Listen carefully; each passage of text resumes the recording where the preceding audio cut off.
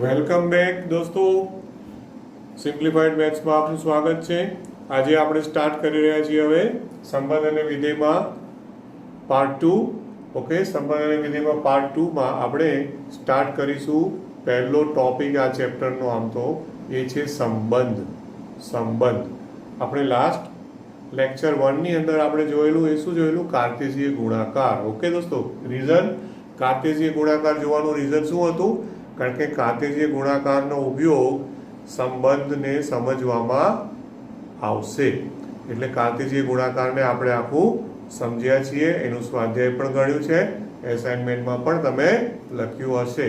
Okay, હવે આમાં બીજો ટોપિક, હવે ખાસ ધ્યાન આપજો અહીંયાથી. આ આપણા માટે ટોટલી નવું છે. આ એવો ટોપિક છે જે આપણે ક્યારેય, મતલબ કે 9મા 10મા ધોરણમાં ક્યારેય ભણ્યા નથી. ઓકે, એટલે ખાસ ધ્યાન આપજો. તો પહેલો આમાં જે અગત્યની વ્યાખ્યા આવે છે એ છે સંબંધ. એટલે કે રિલેશન. ઓકે, રિલેશન ઇંગ્લિશમાં આપણે એને શું કહીશું? રિલેશન કહીએ. હવે સંબંધ એટલે શું એની વ્યાખ્યા સમજવા માટે બે ગણો લો, એ અને બી. ઓકે, અરિક્ત ગણો. અરિક્ત ગણો એટલે કે જે ખાલી ગણ ન હોય, આવા બે ગણો તમે લઈ લો. પછી એ બે ગણનો ક્રોસ ગુણાકાર કરો. ક્રોસ ગુણાકાર એટલે કાર્ટેશીય ગુણાકાર, એ ક્રોસ બી. એટલા માટે જ આપણે 2.1 સ્વાધ્યાય ભણવું પડ્યું છે. ઓકે, અને પછી કેવી રીતે સંબંધની વ્યાખ્યા આપી છે એ તમે જોજો. ઓકે, ધારો કે અરિક્ત ગણો આપેલા છે, બે અરિક્ત ગણો. અરિક્ત એટલે શું કહેશો? ખાલી ન હોય. ઓકે, અરિક્ત ગણો એ અને બી માટે.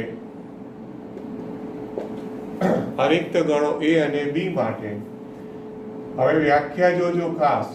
એ ક્રોસ બી એટલે કે એ અને બી નો કાર્ટેશીય ગુણાકાર. એ ક્રોસ બી ના કોઈ પણ, ખાસ ધ્યાનથી જોજો, કોઈ પણ ઉપગણ એટલે સબસેટ.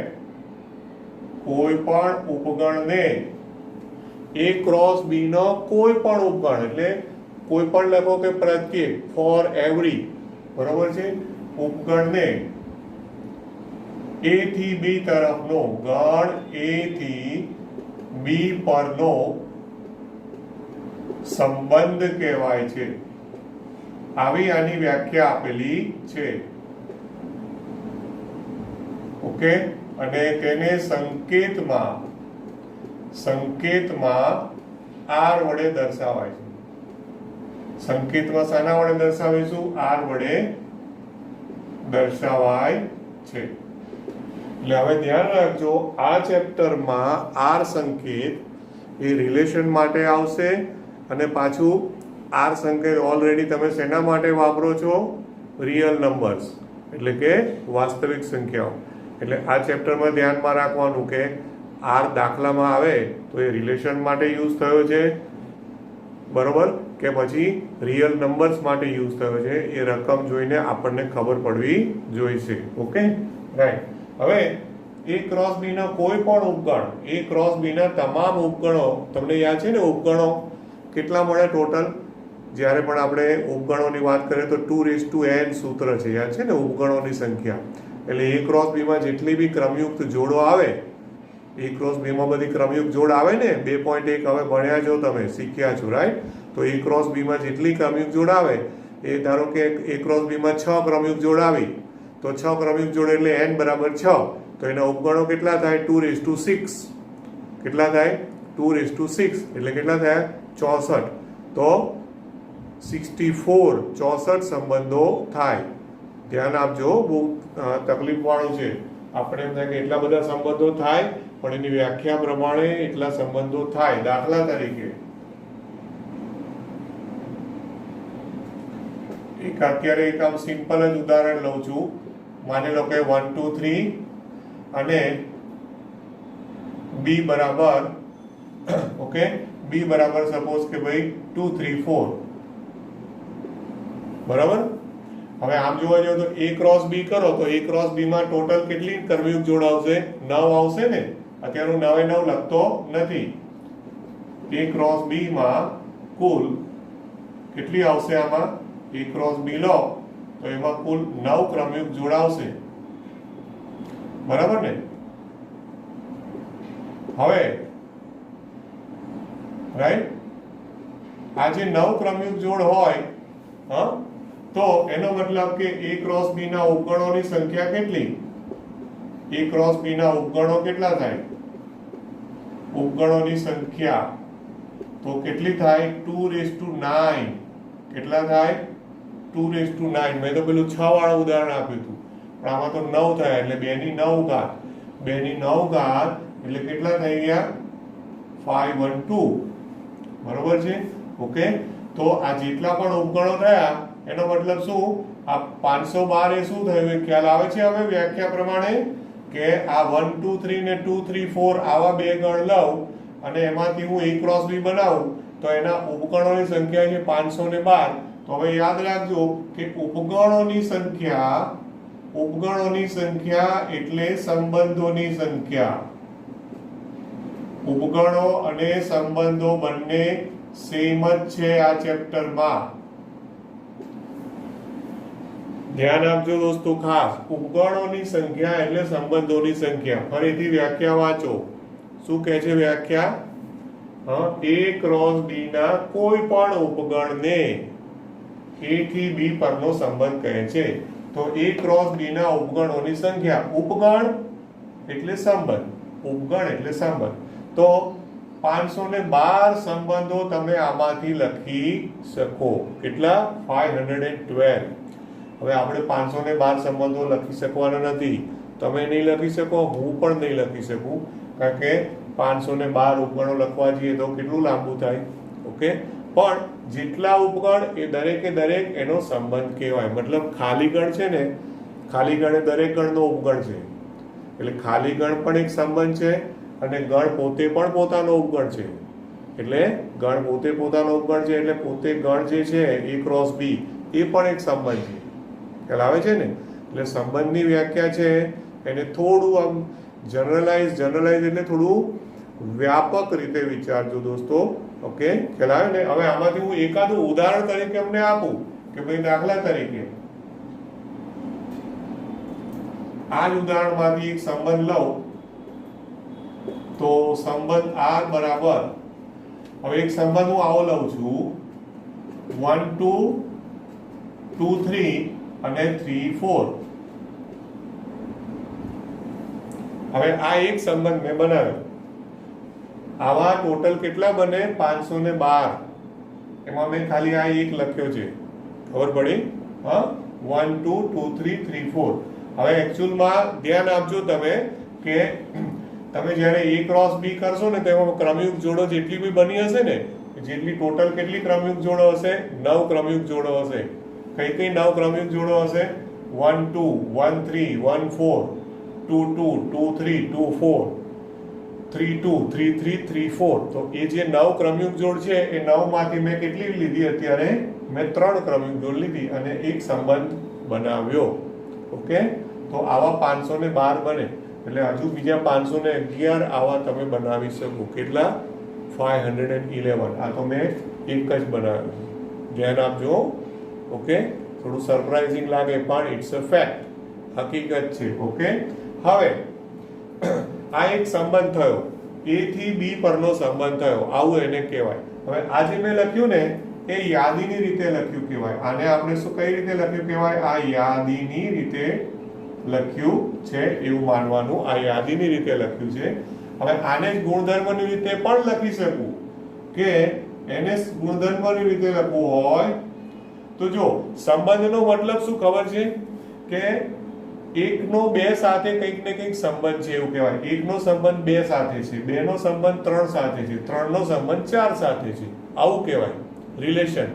ઓકે, તો ક્રમયુક્ત જોડ XY કે જ્યાં હવે સંબંધ છે, અત્યારે મને ઓબ્ઝર્વેશનમાં એવું દેખાય છે કે y જે છે એ y બરાબર x + 1 છે. ધ્યાનથી જુઓ તો y બરાબર શું છે x પ્લસ 1 છે કે નહીં? ઓકે, જેમ કે x બરાબર 1 લો તો y બરાબર 2, x બરાબર 2 લો તો y બરાબર 3 અને x બરાબર 3 લો તો y બરાબર 4. થાય કે નહીં? ક્લિયર થાય છે એટલું? બોલો, આમાં કોઈ ડાઉટ કરો?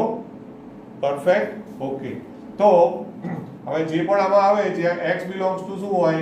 x બિલોંગ્સ ટુ a અને y belongs to b. Okay, x belongs to a અને y બિલોંગ્સ ટુ b. તો બોલો, આ સંબંધની થોડીક સમજૂતી ખ્યાલ આવે ને?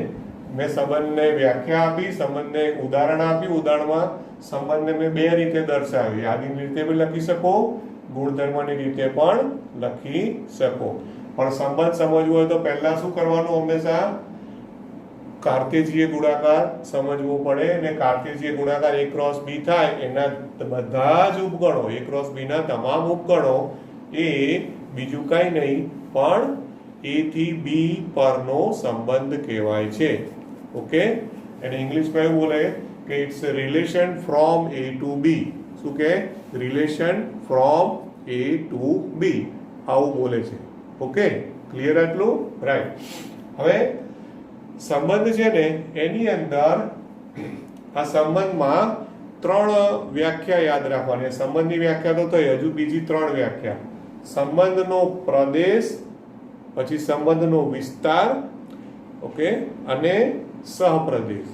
પ્રદેશ, વિસ્તાર અને સહપ્રદેશ. ઓકે, તો સંબંધનો પ્રદેશ એટલે કે r નો પ્રદેશ, સંબંધ જે પણ હોય એ સંબંધ r નો પ્રદેશ. ઓકે, પછી વિસ્તાર અને સહપ્રદેશ. આ ત્રણ વસ્તુ છે. અત્યારે તમને સંબંધ ચેપ્ટર છે ને, હા દોસ્તો, સંબંધ ચેપ્ટરમાં અત્યારે તમને જે પણ થિયરીની ટોપિક આપ્યા છે ને એમાં આટલું જ આપેલું છે. અત્યારે સંબંધમાં તમને કેટલું સમજાવ્યું છે? તો કે સંબંધમાં સંબંધની વ્યાખ્યા સમજાવી છે, પછી સંબંધનો પ્રદેશ સમજાવ્યો છે, પછી સંબંધનો સહપ્રદેશ અને વિસ્તાર. આટલું જ અત્યારે 11મા ધોરણમાં આપ્યું છે દોસ્તો. અને એનો સ્વાધ્યાય આવશે 2.2. પહેલા વ્યાખ્યા સમજી લઈએ પછી. ઓકે, આનું વધારે ડિટેલમાં સંબંધનું એ આવશે ધોરણ 12માં. ધોરણ 12માં મેં તમને કહ્યું એ પ્રમાણે મારું આ ચેપ્ટર પૂરું થયું. આજે એનું છેલ્લું લેક્ચર હતું. ઓકે, એટલે મારા જે વિડીયોઝ મારી ચેનલ પર પડ્યા છે ટોટલ 10 રેકોર્ડિંગ છે. એ 10 રેકોર્ડિંગમાં શરૂઆતના રેકોર્ડિંગમાં બધું સંબંધને લગતું છે, પણ હમણાં એમાં પડશો નહીં. કન્ફ્યુઝ થશો. કારણ કે પહેલાં આ બધું સમજી લેજો, પછી કહેવાય ને, કારણ કે તમને પણ નોટિફિકેશન મળતા હોય, પણ મહેરબાની કરીને એમાં ડિટેલમાં જઈ અને કન્ફ્યુઝ થતા નહીં. હવે આમાં સંબંધનો પ્રદેશ, વિસ્તાર અને સહપ્રદેશ શું છે એ એની વ્યાખ્યાઓ પણ ટેક્સ્ટબુકમાં તો આપી જ છે, પણ આપણે સમજી લઈએ. બરોબર છે? હવે r a થી b નો સંબંધ હોય તો એમાં બધી જે ક્રમયુક્ત જોડ બને છે ને, ઓકે, r a થી b નો સંબંધ હોય, બરોબર, તો r ની જે ક્રમયુક્ત જોડ બને એ ક્રમયુક્ત જોડ, એમાં ક્રમયુક્ત જોડને વ્યાપક રીતે શું કહેવાય? xy કહેવાય ને, બરોબર? તો ક્રમયુક્ત જોડ xy પૈકી xy માંથી પ્રદેશ તરીકે કોને લેવાય? તો કે પ્રદેશ તરીકે xy પૈકી એનો પ્રથમ ઘટક લેવાનો. ક્રમયુક્ત જોડ હોય xy પૈકી તેના પ્રથમ ઘટક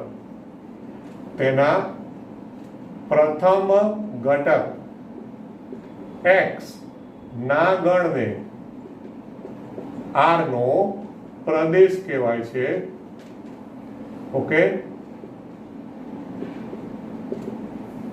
ખ્યાલ આવે છે? પ્રદેશ. પછી તથા આ જે xy હોય એ xy પૈકી તેના પ્રથમ ઘટકની બદલે એનો બીજો ઘટક લો. એટલે xy માંથી x લીધો એટલે પ્રથમ ઘટક લીધો, એની બદલે એનો બીજો ઘટક લો. તો xy પૈકી તેના બીજો ઘટક એટલે દ્વિતીય ઘટક, ઓકે, દ્વિતીય ઘટક y ના ગણને r નો વિસ્તાર કહેવાય છે. એને r નો શું કહેશું આપણે? એને વિસ્તાર. વિસ્તાર એટલે રેન્જ. ઓકે, પ્રદેશ માટે ઇંગ્લિશ શબ્દ છે ડોમેન. પ્રદેશ એટલે શું કહીશું? ડોમેન. વિસ્તાર એટલે કે રેન્જ. r નો વિસ્તાર કહે છે. ઓકે, હા. અને તથા આ a થી b પરનો સંબંધ છે ને, ઓકે, તો a થી b પરના સંબંધમાં જે ગણ b છે એ ગણ b ને r નો સહપ્રદેશ કહેવાય છે. શું કહેવાય છે એને? સહપ્રદેશ. એના માટે ઇંગ્લિશ શબ્દ છે કોડોમેન. સહપ્રદેશ કહે છે દોસ્તો. ઓકે, તો આ ત્રણ વ્યાખ્યાઓ ફરી એક વખત સમજી લો. શું કહે છે કે જે પણ સંબંધ આપ્યો હોય એટલે સંબંધ આપ્યો હોય એટલે તમે a ક્રોસ b નો કંઈ ને કંઈ ઉપગણ આપ્યો હોય. હવે ઉપગણમાં ક્રમયુક્ત જોડો તો હોય જ. એ જે ક્રમયુક્ત જોડો હોય એમાંથી તમે એના પ્રથમ ઘટકો લો. હા, પ્રથમ ઘટક એટલે x, તો પ્રથમ ઘટકોનો ગણ બનાવો છગડીયા કૌંસમાં ગણ એટલે, તો એનો પ્રદેશ કહેવાય એટલે ડોમેન. એના બીજા ઘટકોનો ગણ બનાવો તો એને રેન્જ એટલે વિસ્તાર કહેવાય. અને a થી b પરનો સંબંધ છે તો આ જે b છે 2 3 4 એને શું કહેવાય? સહપ્રદેશ. એટલે આ જ ઉદાહરણમાં અત્યારે બોર્ડ ઉપર જે આપણી પાસે ઉદાહરણ છે, તો દાખલા તરીકે આ ઉપરોક્ત ઉદાહરણમાં, ઉપરોક્ત એટલે જે આપેલું છે એ, બરોબર, આપેલા ઉદાહરણમાં તમે જુઓ કે પ્રદેશ શું થાય? r નો પ્રદેશ. તો પ્રદેશ બરાબર 1 2 3.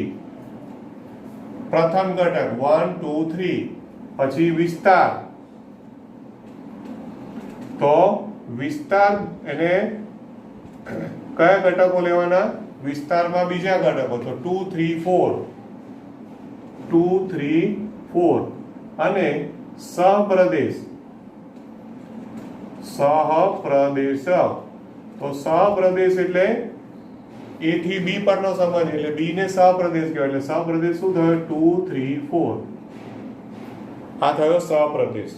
ઓકે, પણ એક વસ્તુ આના ઉપરથી ભૂલમાં એવું તમે તારણ ના કાઢશો કે વિસ્તાર અને સહપ્રદેશ બંને સરખા હોય.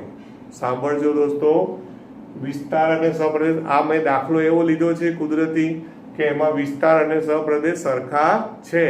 નહીં તો એક વસ્તુ યાદ રાખજો, હંમેશા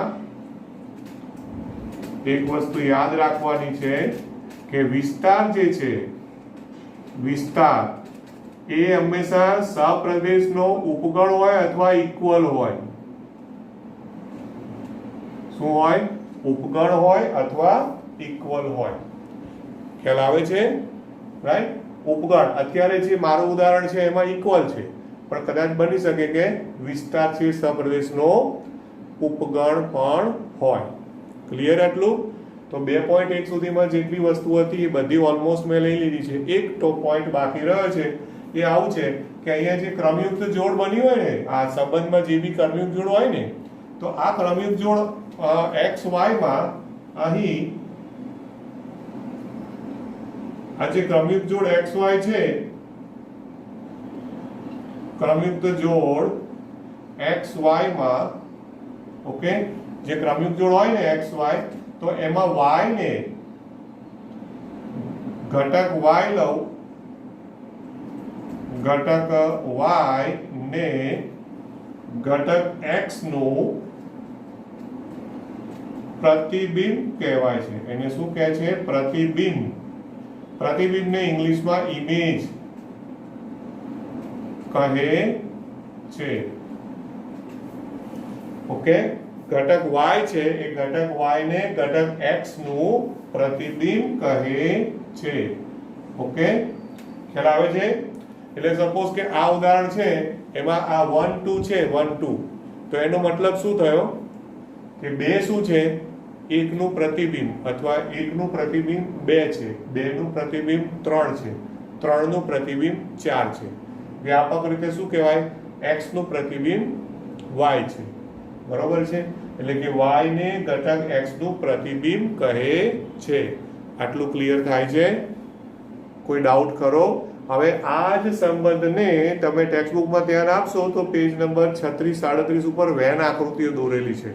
વેન આકૃતિઓ. ઓકે, હવે વેન આકૃતિઓને એ લોકોએ ગુજરાતીમાં નામ આપ્યું છે કિરણ આકૃતિ. શું કહે છે? કિરણ આકૃતિ. હવે કિરણ આકૃતિ એટલે શું છે કે એમાં એ લોકોએ એરો બતાવ્યા હશે. જો સપોઝ કે પેજ નંબર 37માં ટેક્સ્ટબુકમાં ધ્યાન આપો, એમાં આકૃતિ નંબર 2.5 જુઓ. આકૃતિ નંબર 2.5. હવે એમાં બે વેન આકૃતિ આપી છે, એમાં એરો આપ્યો છે. તો એરો શું બતાવે છે? સંબંધ બતાવે છે. જો શું છે, એકને કોની સાથે જોડ્યું છે? એકનો સંબંધ 2 સાથે છે, એટલે કે એકનું પ્રતિબિંબ 2 છે, 2નું 3 છે, 2નું પ્રતિબિંબ 3 છે, 3નું પ્રતિબિંબ 4 છે, 4નું 5 છે, 5નું 6 છે, અને 6નું કોઈ પ્રતિબિંબ નથી દોસ્તો. દેખાય છે ને? 6નું કોઈ પ્રતિબિંબ નથી. જેટલા પ્રતિબિંબ હોય જોડ એકબીજા સાથે સંબંધ હોય તો એને કિરણ એટલે કે એરો થી દર્શાવી દેવાના રહેશે. ઓકે, હવે એમાં બી સંગતતા થાય, એક એક અનેક એક, આવું બધું. આ આકૃતિ 2.5 માં એક એક સંગતતા છે, ખબર છે ને? એક એક એક ઘટકને એક જ સાથે જોડે. આકૃતિ 2.6 જુઓ તો આકૃતિ 2.6. હવે એમાં જુઓ તો જો એમાં પહેલો P છે, પહેલું વર્તુળ P, બીજું વર્તુળ Q.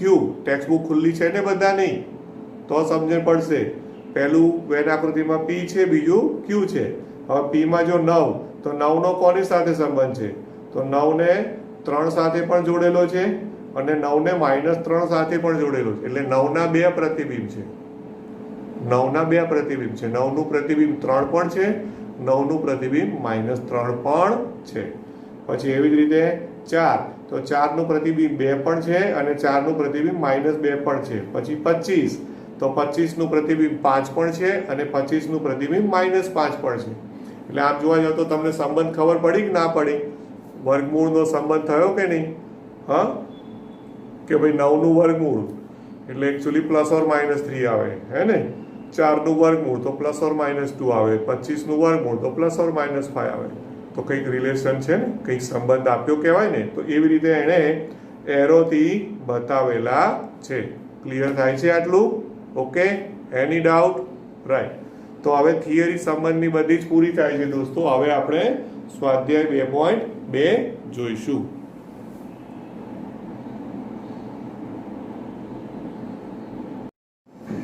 તો હવે સ્વાધ્યાય 2.2 માં ધ્યાન આપજો ટેક્સ્ટબુકમાં. સ્વાધ્યાય 2.2.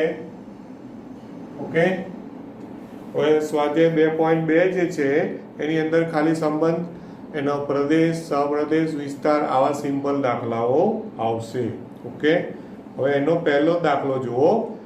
ગણ A બરાબર 1 2 3 અપ ટુ 14 આપ્યો છે. પહેલો દાખલો ગણ A, તો એમાં 1 2 3 14,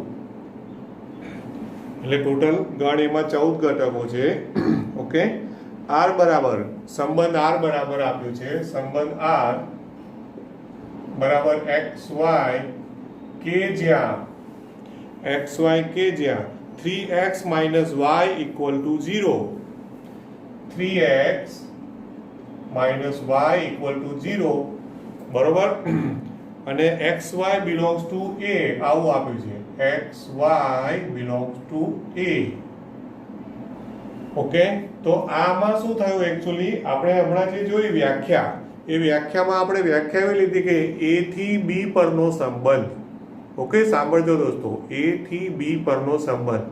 પણ તમને ક્યારેક દાખલામાં આવી રીતનું આપે કે ગણ A આપ્યો છે, B તો આપ્યો જ નથી. પછી અહીંયા એવું આપ્યું છે xy belongs to A. તો આના ઉપરથી આપણે ક્લિક થવી જોઈએ કે x અને y બંને A માં જ છે. એનો મતલબ કે અહીં A થી A પરનો સંબંધ આપ્યો છે. શું કહેવાય? અહીં A થી A પરનો સંબંધ આપેલો છે. એટલે એ થી એ પરનો સંબંધ હોય ને ત્યારે ઓકે, જ્યારે પણ એ થી એ પરનો સંબંધ આપેલો હોય તો એ વખતે એ લોકો એ થી એ પરનો સંબંધ એવું લખશે નહીં, એ લોકો ડાયરેક્ટલી શું લખશે ખબર છે? એ પરનો સંબંધ આવું લખશે. ઓકે, એ પરનો સંબંધ. તો તમારે સમજી લેવાનું કે એ પરનો એટલે એ થી એ પરનો. ઓકે, હવે અહીંયા તો એ છે, માની લો કે હું તમને એવું કહું કે ઝેડ પરનો સંબંધ, આવી કોઈ દાખલો આવે ઝેડ પરનો સંબંધ, ઝેડ એટલે ઝેડ થી Z, Z to Z. Okay, Q પરનો સંબંધ એટલે ક્યુ થી ક્યુ. આવી રીતની રકમમાં ધ્યાન રાખજો, નહીં તો જો બે અલગ અલગ હશે ને તો એને ચોખવટ કરવી પડશે કે એન થી ઝેડ પરનો સંબંધ અથવા તો ઝેડ થી ક્યુ પરનો સંબંધ, આવું એને સ્પષ્ટતા કરવી પડશે, ક્લેરિફાઈ કરવું પડે. ના કરે તો સમજી લેવાનું કે ક્યુ થી ક્યુ છે, આર થી આર છે, ઝેડ થી ઝેડ છે, એન થી એન છે. ઓકે, હવે આમાં પ્રશ્ન શું પૂછ્યો છે કે જો આ રે એ થી એ પરનો સંબંધ હોય, અહીંયા એને ચોખવટ કરી છે, શક્ય છે એક્ઝામમાં ના પણ કરે, હા, તો આર નો પ્રદેશ, સહપ્રદેશ અને વિસ્તાર મેળવો. આર નો સહપ્રદેશ, પ્રદેશ, સહપ્રદેશ અને વિસ્તાર. પહેલા તો અહીંયા જે આર આપ્યો છે દોસ્તો, એ આર શેમાં છે ખબર છે? આ યાદીની રીત નથી, ગુણધર્મની રીતે છે. તો પહેલા તો હંમેશા આને યાદીની રીતમાં કન્વર્ટ કરો. આર ને યાદીની રીતે લખતા, યાદીની રીતે લખતા. ઓકે, હવે આર ને યાદીની રીતે લખો તો તમને પહેલા તો છે ને એકચ્યુઅલમાં એક્ઝામમાં તમે ડાયરેક્ટ લખી શકો છો, નો પ્રોબ્લેમ. કોઈ એવું નહીં કે ભાઈ કેમ ડાયરેક્ટ કેવી રીતે લખ્યું, પણ પહેલા એ ક્રોસ એ હંમેશા વિચારવું પડે. હવે આમાં તો હું એ ક્રોસ એ લખીશ નહીં, કારણ કે તો કેટલા ઘટકો થાય? 14 આમાં, એટલે 14 ગુણ્યા 14, એટલે બધી ક્રમયુગ્યો લખવાની જરૂર ખરી નહીં. પણ એ ક્રોસ એ છે એમાં કઈ કઈ ક્રમયુગ જોડ હશે? તો 1 1 થી શરૂ કરું, 1 1 1 2 અને છેક ક્યાં સુધી હશે? 14 14, આટલી ક્રમયુગ જોડ હશે. હવે બધી લખતો નથી, હા, આ તો પહેલો દાખલો છે શરૂઆતનો, એટલે હું આવી રીતે તમને યાદ કરાવું છું કે સંબંધ હંમેશા એ ક્રોસ બી નો ઉપગણ હોય. સંબંધ હંમેશા એ ક્રોસ બી નો ઉપગણ હોય.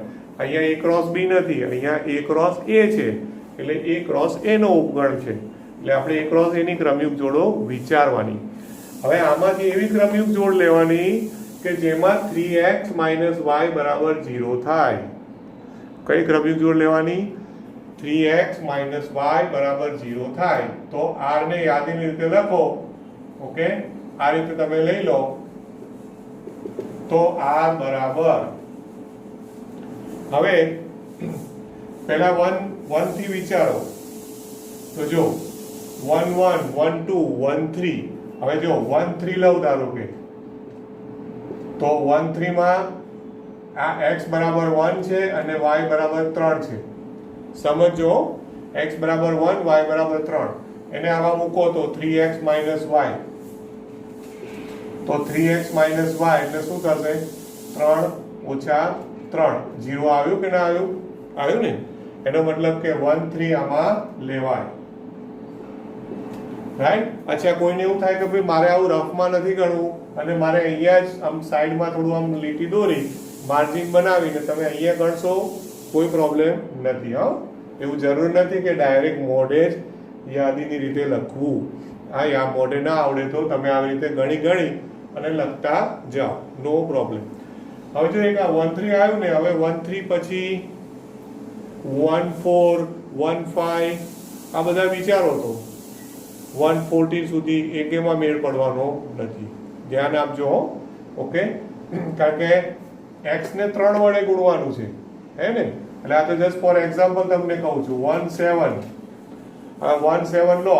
હવે એમાં જો આ શું થાય? 3 3 1 3, 3 - 7, તો 3 - 7 0 આવ્યું? નહીં આવ્યું. એટલે હવે 1 વાળા બધા પૂરા. હવે 1 પછી 2 નું વિચારો. 2 1 2 2 આ બધા છે. હવે ક્યાં સુધી છે? 2 to 14 સુધી છે, રાઈટ? તો આમાંથી કયું આવશે? શું લાગે છે?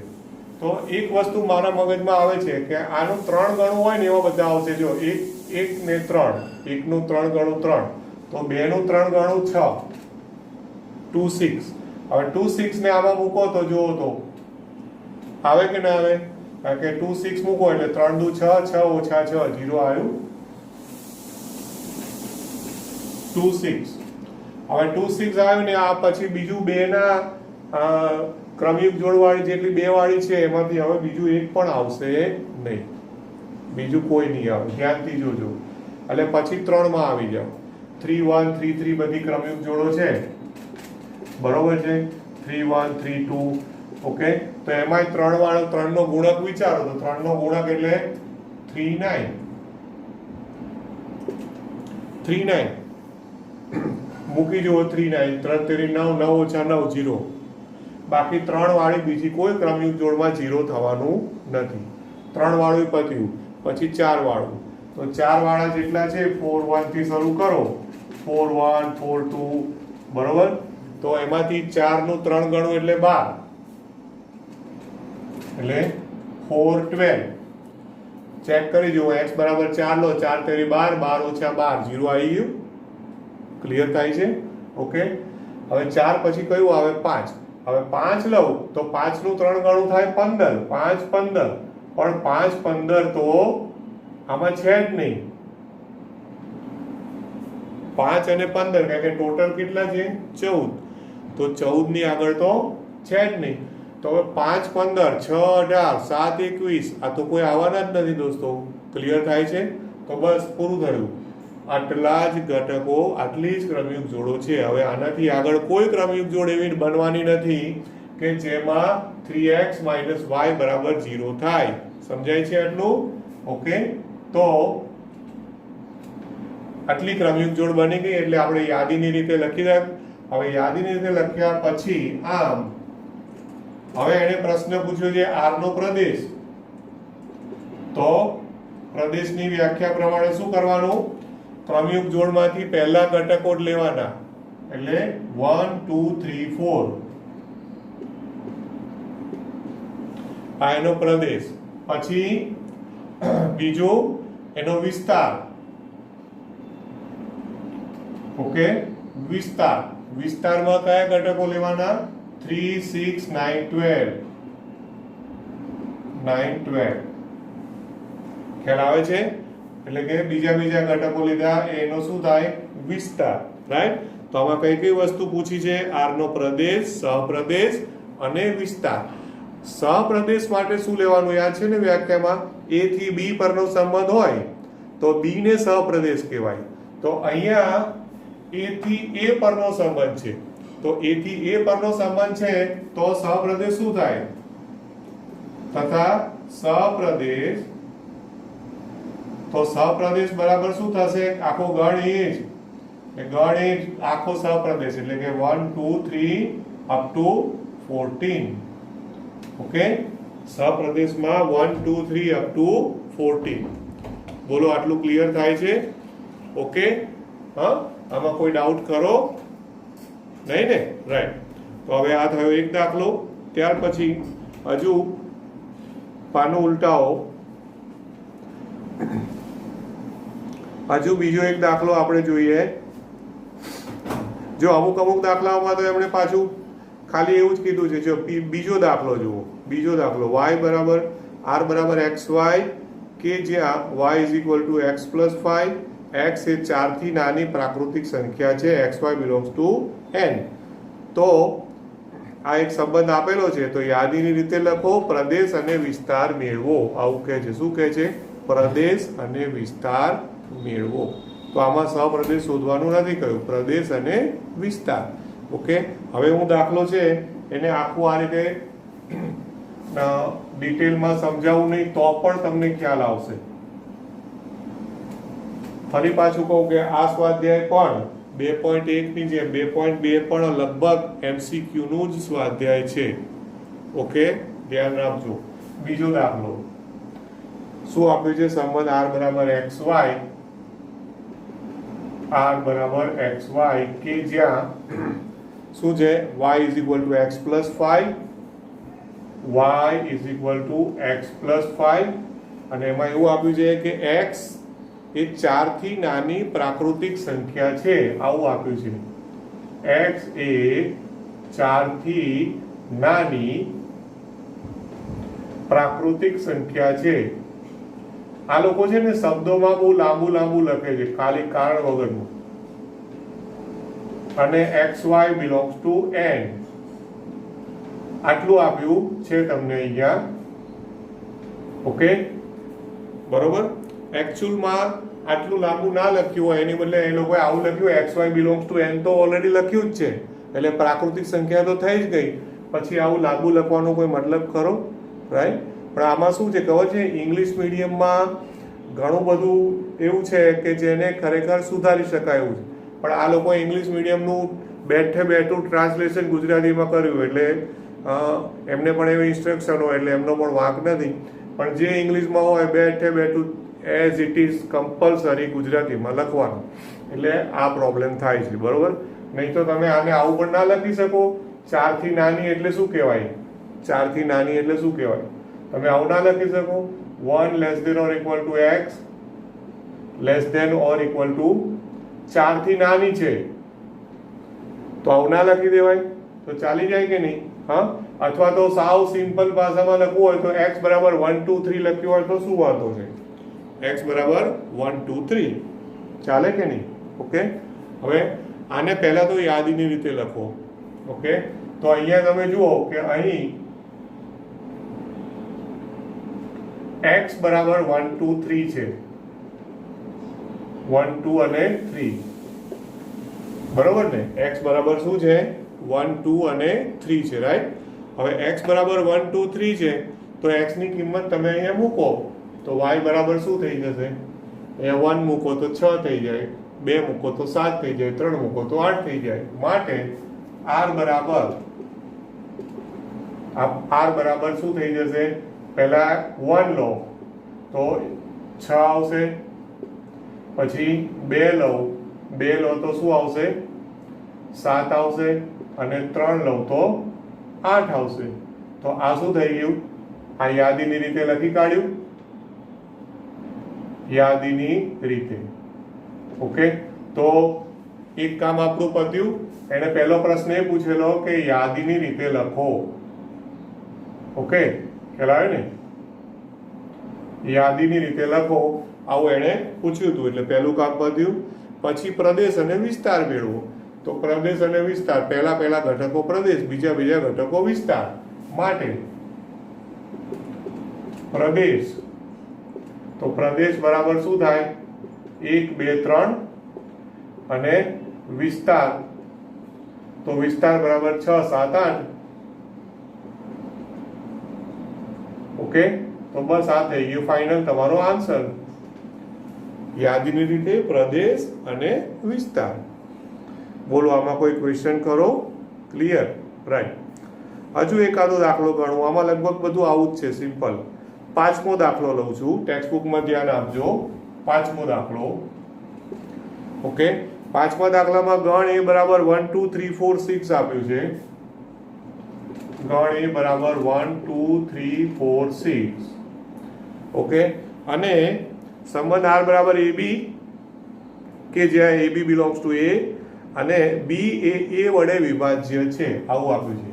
સંબંધ r, ઓકે, ab કે જ્યાં b એ a વડે વિભાજ્ય છે, અને ab belongs to a, ab belongs to a આપ્યું છે. Okay, right? b A a વડે વિભાજ્ય છે. પાછો આમાં ગણ એ આપ્યો છે, એટલે આમાં શું થયું? a થી a પરનો સંબંધ, એટલે ફરી પાછું a ક્રોસ a વિચારો. હમણાં ગણ્યું એવું, a ક્રોસ a એટલે 1 1 1 2 1 3, ક્યાં સુધી જવાનું? 6 6 સુધી. ટોટલ આમાં 5 ઘટકો છે, અને 5 ઘટકો છે એટલે 25 ક્રમયુક્ત જોડો આવશે. ટોટલ 25, 5 ગુણ્યા 5, 25 ક્રમયુક્ત જોડમાંથી એવી કઈ ક્રમયુક્ત જોડ છે જેમાં b એ a વડે વિભાજ્ય છે, એ બધી તમારે લખવાની રહેશે. તો માટે r બરાબર, એને પહેલો જ પ્રશ્ન લખ્યો છે કે r ને યાદીની રીતે લખો. તો યાદીની રીતે લખું તો જો પહેલા તો આ બધી આવે, જો 1 1 2 2 3 3 4 4 5 5. કેમ ખબર છે ને? કારણ કે 1 ને 1 વડે વિભાજ્ય છે, 2 ને 2 વડે વિભાજ્ય, 3 ને 3 વડે ભાગી શકાય, 4 ને 4 વડે, 5 ને 5 નથી સોરી 6 ને 6 વડે ભાગી શકાય. બરોબર છે? ઓકે, તો આટલા તો લખવાના જ છે.